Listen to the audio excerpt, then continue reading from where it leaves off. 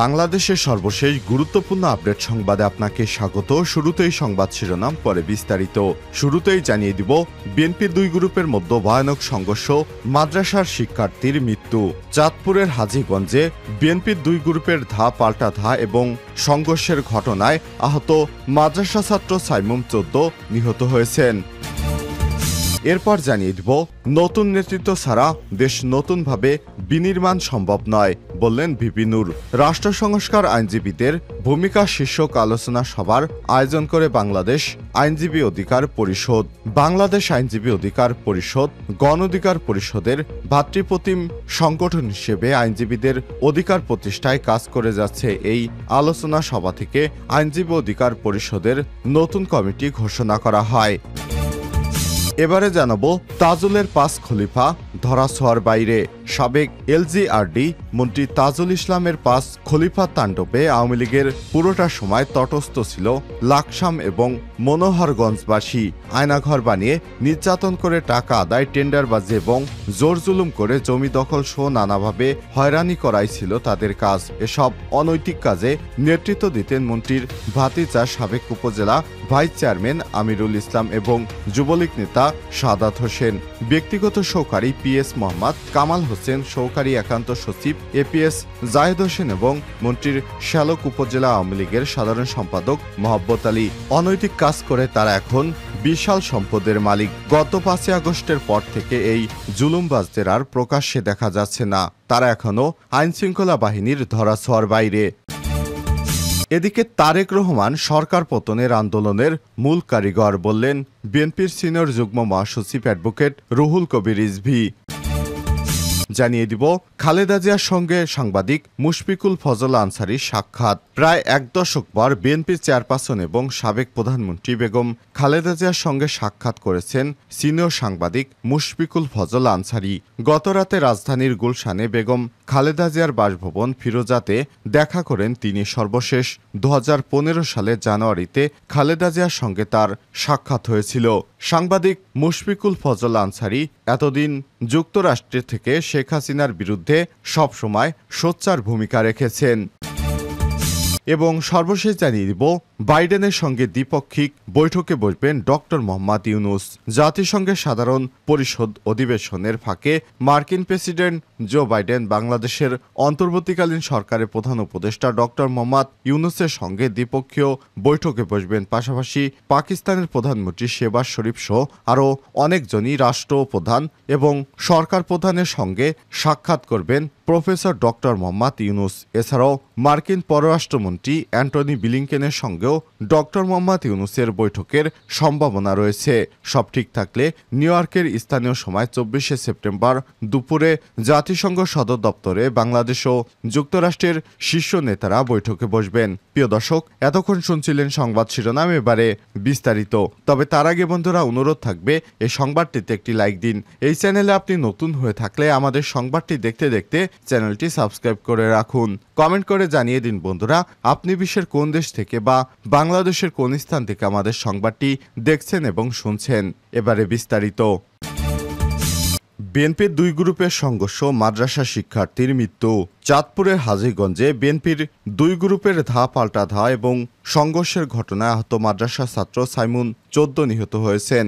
শনিবার 21 সেপ্টেম্বর রাত 10টার দিকে ঢাকার সুপারম্যাক্স হাসপাতালে চিকিৎসাধীন অবস্থায় তার মৃত্যু হয়। হাজীগঞ্জ থানার ওসি মোহাম্মদ মহিউদ্দিন ফারুক বিষয়টি নিশ্চিত করেছেন। নিহত মাদ্রাসা ছাত্র সাইমুম চাঁদপুর সদর উপজেলার মহামায়া বাজার এলাকার মোহাম্মদ ইউনুসের ছেলে। তারা হাজীগঞ্জ পৌরসভার খাটরা বিলয়তে ভাড়া বাসায় থাকেন।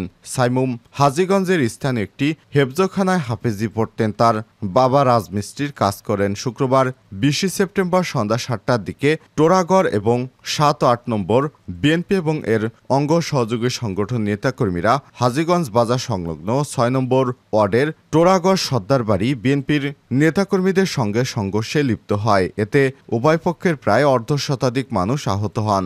রাত 10টার পর সেনাবাহিনী পরিস্থিতি নিয়ন্ত্রণে আনতে সক্ষম হয়।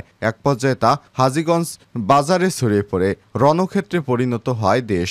বন্ধ হয়ে যায় চাঁদপুর কুমিল্লা আঞ্চলিক মহাসড়কের যান চলাচল। ঠিক কী কারণে সংঘর্ষ হয়েছে তা নিশ্চিত হওয়া যায়নি। স্থানীয়রা জানিয়েছে বৃহস্পতিবার সন্ধ্যায় টোড়াগড় এবং মকিমাবদ সর্দারবাড়ি বিএনপির নেতাকর্মীদের সঙ্গে প্রথমে দফায় দফায় সংঘর্ষের ঘটনা ঘটে। এতে বেশ কয়েকজন আহত হন।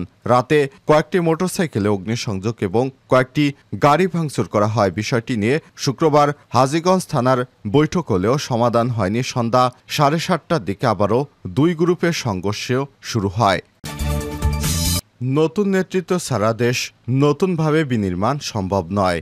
নূর রাষ্ট্র সংস্কার আইনজীবীদের ভূমিকা শীর্ষক আলোচনা সভার আয়োজন করে বাংলাদেশ আইনজীবী অধিকার পরিষদ শনিবার 11 সেপ্টেম্বর বিকাল 4টায় জাতীয় প্রেস ক্লাব আব্দুস সালাম হলে এই সভা অনুষ্ঠিত হয়। সভায় আইনজীবী অধিকার পরিষদ গণ অধিকার পরিষদের ভাতৃপ্রতিম সংগঠন হিসেবে আইনজীবীদের অধিকার প্রতিষ্ঠায় কাজ করে যাচ্ছে। এই আলোচনা সভা থেকে আইনজীবী অধিকার পরিষদের নতুন কমিটি ঘোষণা করা হয়। আলোচনা সভায় গণ অধিকার পরিষদের সভাপতি নুরুল হক নূর বলেন, উচ্চ আদালতের বিচারপতি নিয়োগের বিষয়ে নিয়ম থাকা উচিত। আদালতকে আইন মন্ত্রণালয়ের অধীনস্থ করা উচিত না।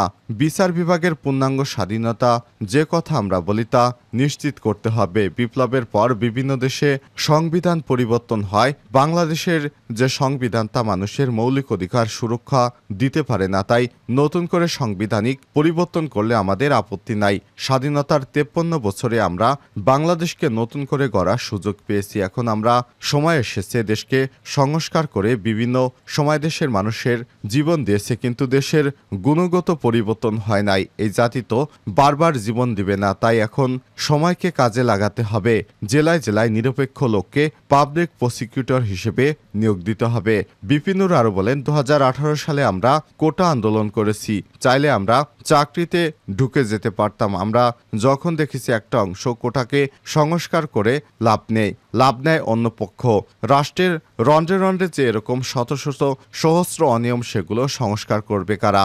জাতির সামনে সেরকম নেতৃত্ব নেই। সেজন্য আমরা রাজপথ থেকে উঠে এসে রাজনৈতিক দল গঠন করেছি। দল ঘোষণার 1 বছরের মধ্যেই নির্বাচন কমিশনের সকল সত্য পূরণ করেও তারপর নিবন্ধন পাইনি। তবে আমরা উদ্যোগ নিয়েছিলাম, আজকে সফল হয়েছি। তরুণ সৎ মেধাবীদের ব্যক্তিদের রাজনীতিতে এগিয়ে আসতে হবে। নতুন নেতৃত্ব ছাড়া বাংলাদেশ নতুনভাবে বিনির্মাণ সম্ভব নয়। 53 বছরেও যারা পারেনি তারা সামনেও পারবে কিনা সেটা নিয়ে জনগণের সংশয় আছে। নবগঠিত আইনজীবী অধিকার পরিষদকে বলবো, আপনারা তৃণমূল পর্যায়ে যাবেন। আইনজীবী অধিকার পরিষদ এর মূল কাজ হবে সুবিচার নিশ্চিত করা। এ সময় নুরুল হক নূর, অ্যাডভোকেট গোলাম সারোয়ার জুয়েল আহ্বায়ক, অ্যাডভোকেট সরকার নূরে এরশাদ সিদ্দিকীকে সদস্য সচিব করে বাংলাদেশের আইনজীবী অধিকার পরিষদের কমিটি ঘোষণা করেন। তাজুলের 5 খলিফা ধরাছোঁয়ার বাইরে। সাবেক এলজিআরডি মন্ত্রী তাজুল ইসলামের 5 জন খলিফা যারা তাণ্ডব চালিয়ে তাদের এলাকায় জুলুম নির্যাতন আয়নাঘর বানিয়ে মানুষের কাছ থেকে কোটি কোটি টাকা হাতিয়ে নিয়েছে। আয়নাঘর বানিয়ে তাদের নির্যাতন করে এই টাকা জেল জুলুম জমি দখল সহ নানা রকম অনিয়মের কাজ করতেন। কিন্তু সরকার পতনের পর এই 5 জন এখনও ধরাছোঁয়ার বাইরে। স্থানীয় এলাকাবাসী জানায়, তাজুল ইসলাম এমপিদের পদে বসেই বিস্তার করতে থাকে নিজের সাম্রাজ্য, গড়ে তোলে নিজস্ব সন্ত্রাসী বাহিনী। 2008 সালে দ্বিতীয়বারের মতো এমপি নির্বাচিত হয়ে আবারও বেপরোয়া হয়ে ওঠেন তিনি। নিজেকে ভাবতে শুরু করেন লাকসাম এবং মনোহরগঞ্জ উপজেলার একক অধিপতি। রাজনৈতিক প্রতিপক্ষ দলগুলোর পাশাপাশি আওয়ামী লীগের ত্যাগী নেতাদের কোণঠাসা করে দাবিয়ে রাখার হোলি খেলায় মেতে ওঠেন তিনি। 2018 সালে বিতর্কিত নির্বাচনে এমপি নির্বাচিত হওয়ার পর এলজিআরডি মন্ত্রী হিসেবে দায়িত্ব পান তিনি।